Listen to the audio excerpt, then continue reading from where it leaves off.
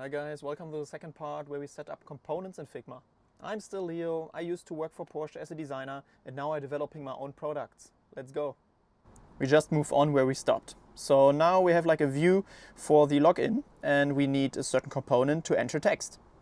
So same thing here, we are just writing down and reusing everything that we have. So let's do the fill. Here it's a secondary, body is right. And just wrap it into an auto layout so that it looks like a text field. And here you can see it right away again, why I like to design it into the artboards as well. So I can see that there's a certain mismatch. So I click here and say like, okay, there's a stroke, but it's not tokenized. Cool, outline. And now it applies right away to the dark theme as well. So it works. So then let's double check the resizing. Okay, it doesn't fit for now. Let's make it a fill. And it's like leading aligned. Okay, this looks quite close like a text field. So as this is really just like about the components, let's drag it out and then do the shortcut, right click and create component.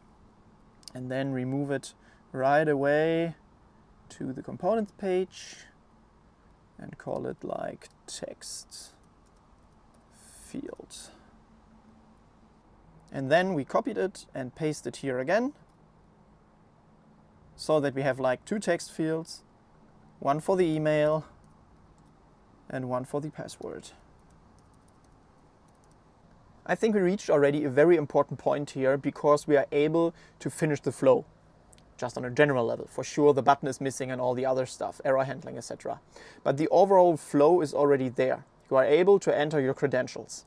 And here we need to define now the rest of the component so that it's easier for the developer or the large language model to understand the context to define the component itself. Then I wrap the component itself into a section and provide a little description to the component. So what's the context of use? How do I use it? This is really just like to provide on a very atomic modular level some informations how it behaves. This is pretty much like a developer documentation or the human interface guidelines from Apple, for example.